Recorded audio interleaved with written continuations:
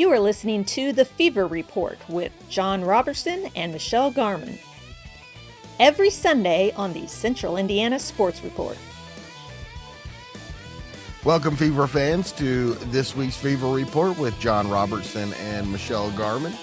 I'm your host, Greg Mengel, and I guess, John, the 2026 season is kind of officially underway after the expansion draft. Yeah, I think the expansion draft was the first step that we had to really get through so we could kind of know where the Fever were going to be for the season. I felt fairly confident that we could guess our 5 that were definitely going to be here, but there were still some questions heading into the draft on who would still be in Fever. Well, what do you would say? Fever red, Fever blue, Fever... yeah. In Fever colors.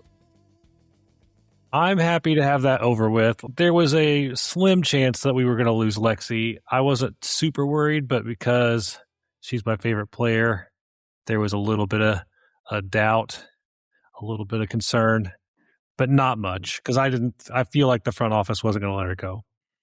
But we officially got through the expansion draft, which was the first thing I wanted to have happen. Because honestly, the actual draft only adds. We don't really lose anything.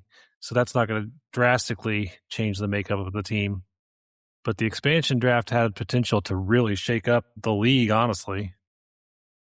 And really, the Fever pretty unscathed.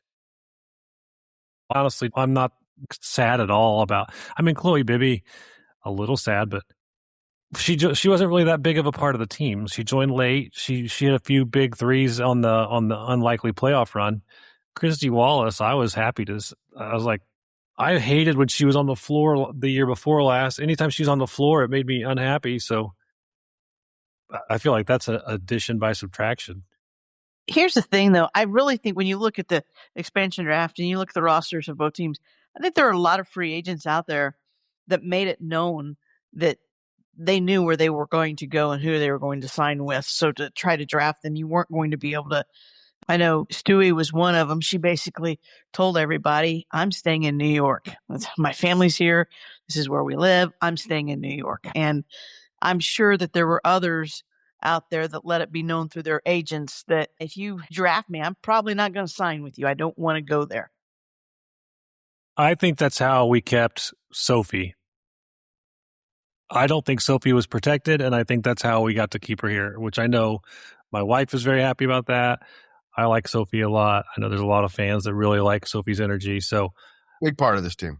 I really think that that's what happened with her situation, Michelle. I think you're exactly correct. Because when you really looked at it, there were no, what I would call big names that were free agents that were drafted. And now, granted, I know every team can keep so many, but there were multiples out there that would have been hard to protect everyone that you did. And I think you're right about Sophie. I think everybody knows she wants to be in Indiana. And as long as Indiana offers her a good contract, I believe she'll be back here. I think this is where she likes it here, I believe. I think she likes Indy. That, and I think she's smart enough to know that she can make more money extracurricularly than she can even with a good contract under the new CBA. Like just being Caitlin Clark adjacent and like her relationship with Caitlin and Lexi has her positioned to make more money and more opportunities outside. So why would you leave that? They didn't release the protected list. I wish they would, but I'm pretty sure Fever protected Timpson, which was the person that I wanted as our 5th, because I think that she is got the potential to be really strong in the future. So I was happy to see she got protected, or at least didn't get taken. I think that is going to be very interesting to keep an eye on. Who resigns who, what players are on the move, what kind of money are we talking for some of them. I'm sure some are hoping that they get, with that new deal, they get really big money, but it's going to be significantly more. But I don't know if it's going to be significantly more for some of the players out there.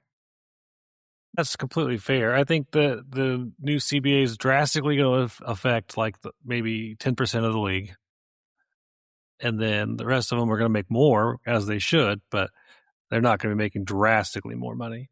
I don't foresee Indiana really picking up anybody big in the free agency moves. I don't think they have a lot of space for it. I think they've got their hands full with the amount of stars we already have. I think they like their roster too. Yeah. I agree. I think they do too.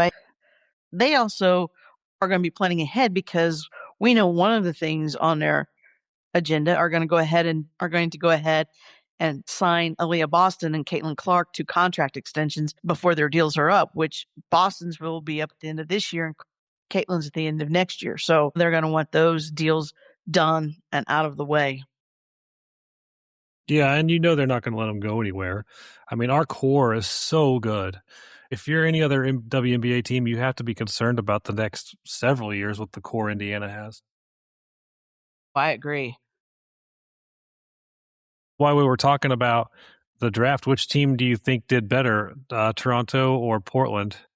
I don't think either team's going to be very good, are they?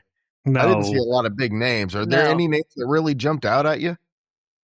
I thought that Bridget Carlton was a pretty big pickup. She was the first one that went, but she did pretty well for the Lynx in the playoffs last year. She was a really good shooter. Nobody else. Marina Mabry going didn't really shock me just because she was asking for a trade last year at the end of the season.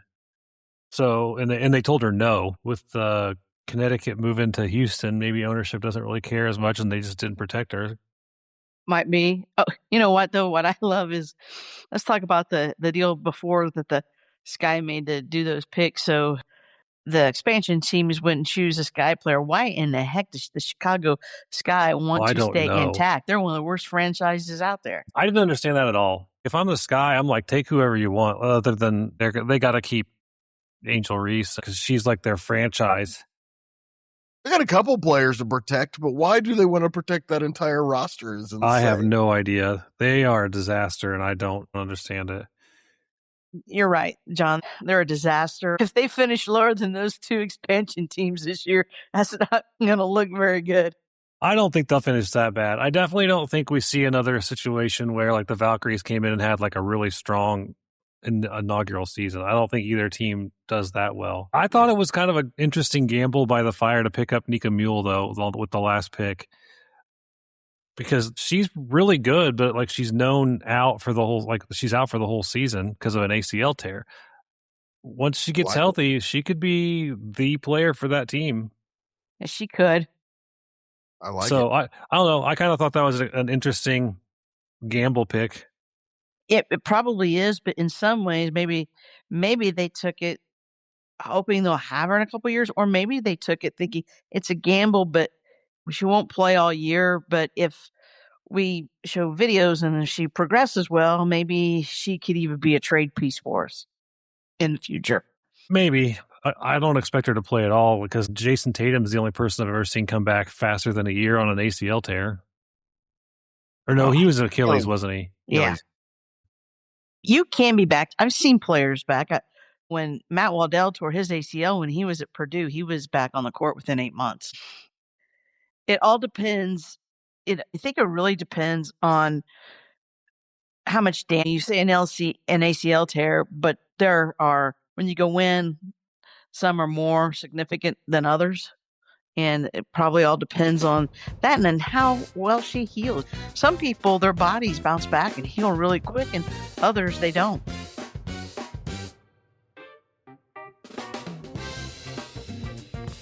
Please check out my daily podcast, Greg and his friends talk sports, every weekday afternoon on the Central Indiana Sports Report. My friends and I are talking about the Fever, Pacers, Colts, IU, Purdue, IndyCar, high school sports, local colleges, and national sports. And it's only on the Central Indiana Sports Report every weekday afternoon. Okay, guys, next week we'll do our pre-draft podcast, but looking at mock drafts right now, the 4 players projected to go to the Fever are all playing on Sunday night, Michelle.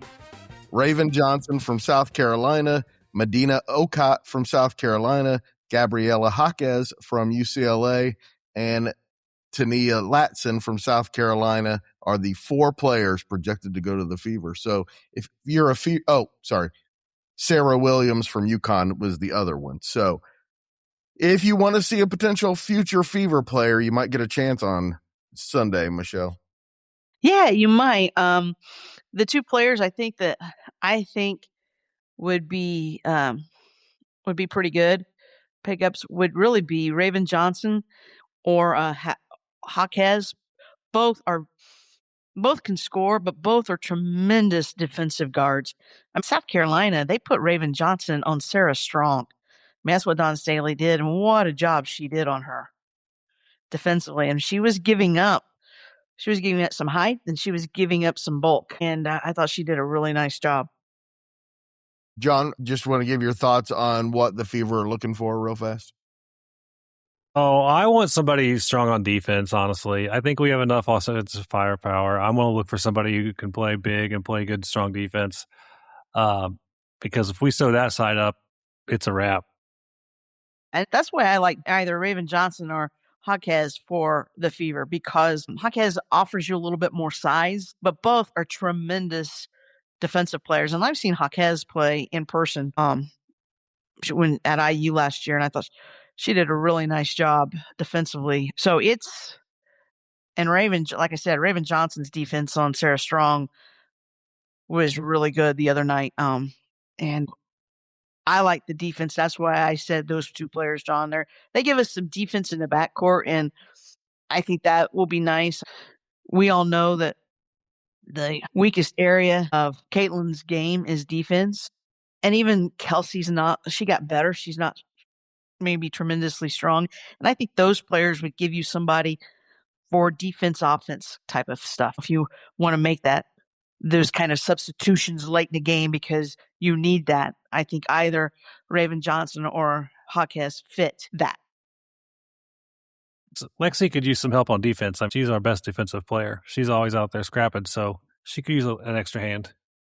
And both of these girls, like I said, and both of them can just really face guard you, and they can just really, and they're tremendously strong on rebounding too. So not only are they going to play good defense, you're not giving up any rebounding with either one of them either. And that's what I want. I think the Fever can use more strong perimeter defenders because we do have Lexi, and I just think that either one of those fit what the Fever need the most.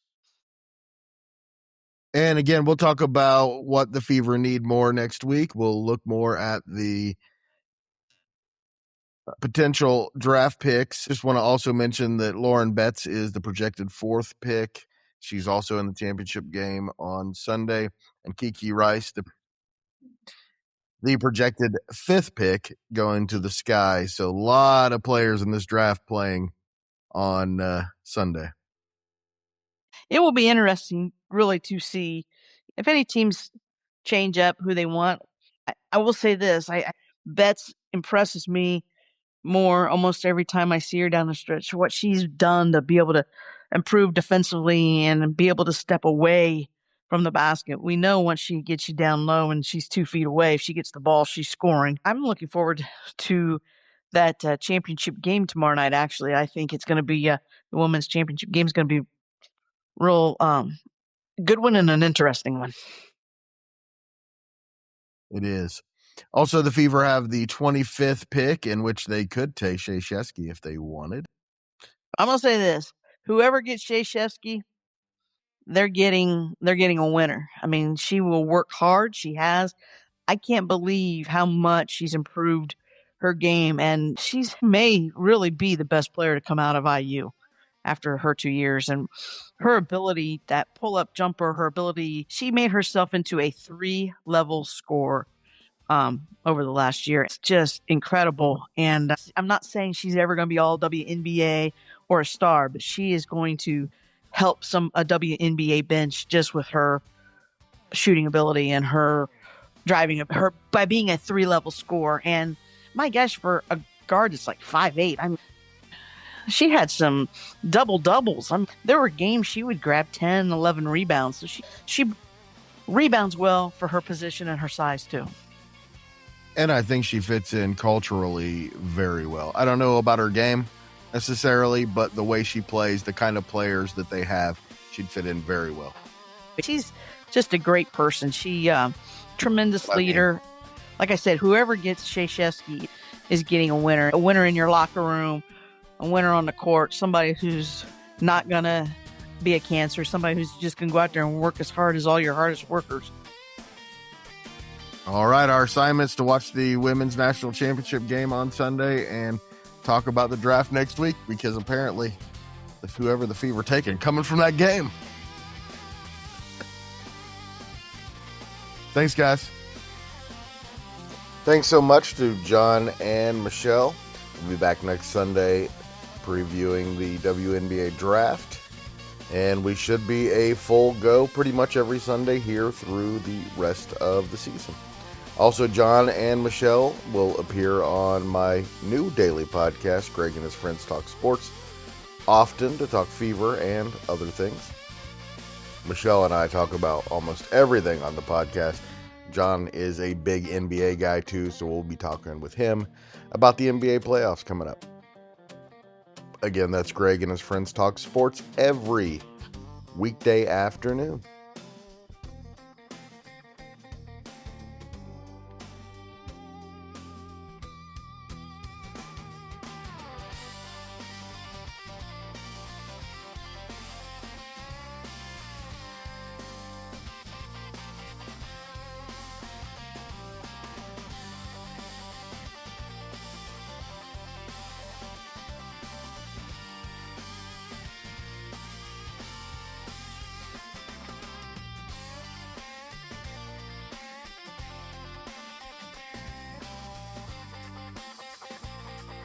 The Central Indiana Sports Report is a product of ITG Media. And I love Susie.